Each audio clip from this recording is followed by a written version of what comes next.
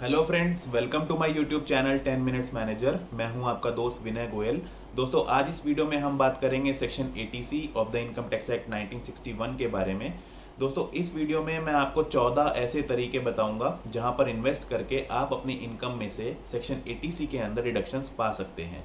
दोस्तों, अगर मैं करंट फाइनेंशियल ईयर की बात करूं तो इस वक्त 2020-21 चल रहा है। इसमें हमें इनकम टैक्स एक्ट 80C के अंदर 1.5 लाख यानी कि 1.5 लाख तक की छूट देता है। अगर दोस्तों आप इन 14 तरीकों के बारे में जानते हैं तो ये वीडियो आप रिवीजन के तौर पर देख लीजिए, लेकिन अगर आप नहीं जानते हैं तो इस वीडियो को एंड तक देखने के बाद आप काफ़ी कुछ जान जाएंगे। ये वीडियो आपके लिए काफ़ी नॉलेजेबल होने वाली है। दोस्तों, अगर आपने अभी तक चैनल को सब्सक्राइब नहीं किया है तो चैनल को सब्सक्राइब कीजिए ताकि मैं ऐसी और इन्फॉर्मेटिव वीडियोस आपके लिए बना के लाता रहूं। चलिए आइए वीडियो को शुरू करते हैं। The first one is public provident fund, PPF। ये इंडिया की one of the oldest tax saving scheme है जो कि 1968 में गवर्नमेंट ऑफ इंडिया ने शुरू की थी। दोस्तों, इसके अंदर हम एक फाइनेंशियल ईयर में पूरी 1.5 लाख तक की लिमिट अवेल कर सकते हैं और इसमें हमें गारंटीड इंटरेस्ट इनकम होती है। गारंटीड इंटरेस्ट इनकम से मेरा मतलब है इन्फ्लेशन से या फिर RBI इंटरेस्ट रेट्स को कुछ कम ज़्यादा करता है, तो इस स्कीम में जो हमें इंटरेस्ट रेट पे हमने इन्वेस्टमेंट की है उसमें कोई भी कम ज़्यादा नहीं होता है, यानी कि इसमें हमारी इन्वेस्टमेंट में फिक्स इंटरेस्ट इनकम होनी ही होनी है। जो अभी करंट इंटरेस्ट रेट चल रहा है PPF का वो 7% के आसपास है और जो मैच्योरिटी अमाउंट हमें मिलता है वो टैक्स फ्री होता है, यानी कि मैच्योरिटी अमाउंट पे कोई भी टैक्स नहीं लगता है। Second is employ provident fund, EPF में हम एक फाइनेंशियल ईयर में 1.5 लाख तक की पूरी लिमिट सेक्शन 80C के अंदर अवेल कर सकते हैं। इसमें हमें गारंटीड इंटरेस्ट इनकम होती है। जो करंट इंटरेस्ट रेट चल रहा है EPF का वो 8.65% के आसपास है। जो हमारा मैच्योरिटी अमाउंट होता है वो बिल्कुल टैक्स फ्री रहता है, यानी कि हमारे मैच्योरिटी अमाउंट पे कोई टैक्स नहीं लगता है। EPF का लॉक इन पीरियड 5 ईयर्स का होता है। Third one is national saving certificate, NSC। इसको आप किसी भी पोस्ट ऑफिस से जाके करवा सकते हैं। इसमें जो हमें इंटरेस्ट इनकम होती है वो गारंटीड होती है और जो इसका करंट इंटरेस्ट रेट चल रहा है वो 7.9% के आसपास है। इसका लॉक इन पीरियड जो है वो 5 ईयर्स का है और इसमें भी आपका मैच्योरिटी अमाउंट टैक्स फ्री होता है, यानी कि आपके मैच्योरिटी अमाउंट पे कोई भी टैक्स नहीं लगेगा। नेक्स्ट इज सुकन्या समृद्धि योजना। ये स्कीम आप अपनी बेटी के ब्राइट फ्यूचर के लिए ले सकते हैं। इस स्कीम को आप किसी भी पोस्ट ऑफिस या फिर किसी भी बैंक से ले सकते हैं।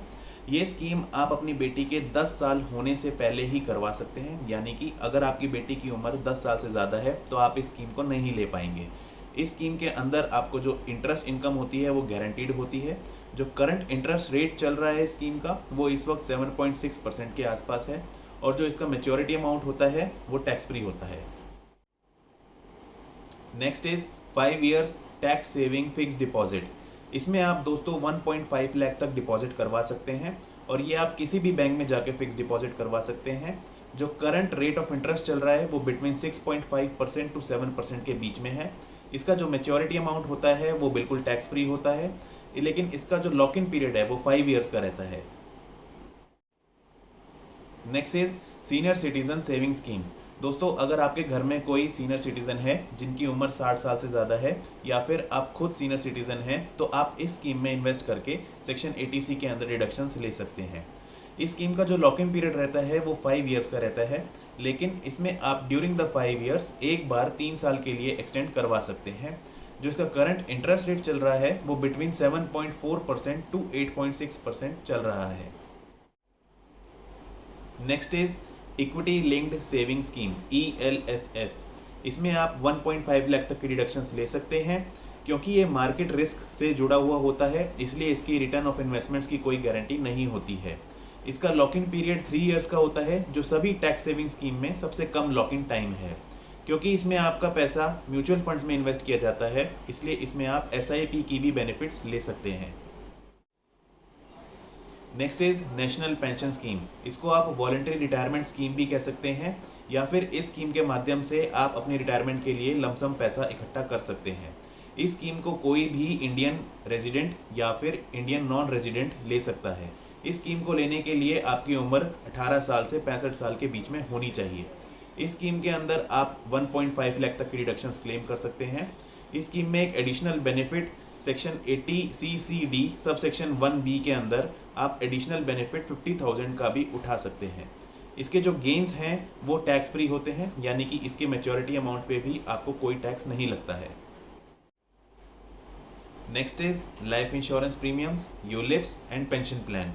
दोस्तों हो सकता है ऑलरेडी आपने इसमें इन्वेस्ट कर रखा हो और आप ATC के अंदर डिडक्शंस लेते भी हो।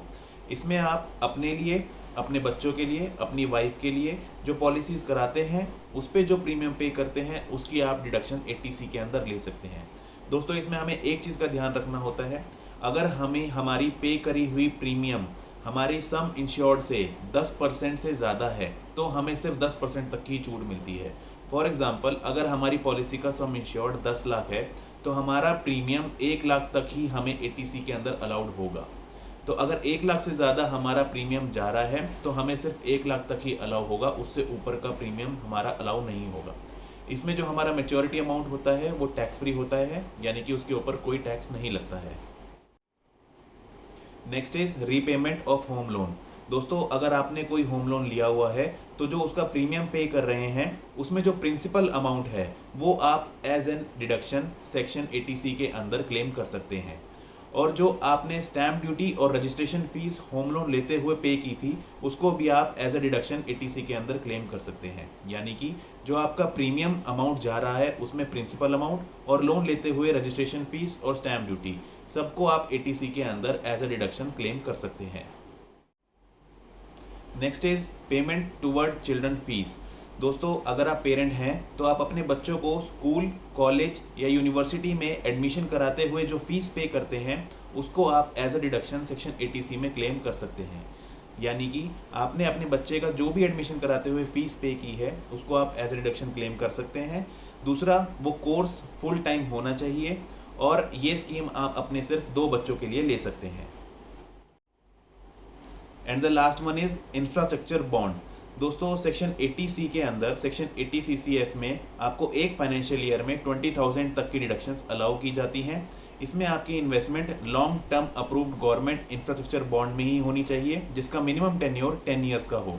इसमें आपका इंटरेस्ट जो है वो फिक्स्ड रहता है और आपकी की हुई इन्वेस्टमेंट पे जो आपको इंटरेस्ट मिलता है वो टैक्सेबल रहता है। दोस्तों ये थी वो 14 टैक्स सेविंग इन्वेस्टमेंट स्कीम्स जिसमें हम इन्वेस्ट करके सेक्शन 80C के अंदर डिडक्शंस ले सकते हैं।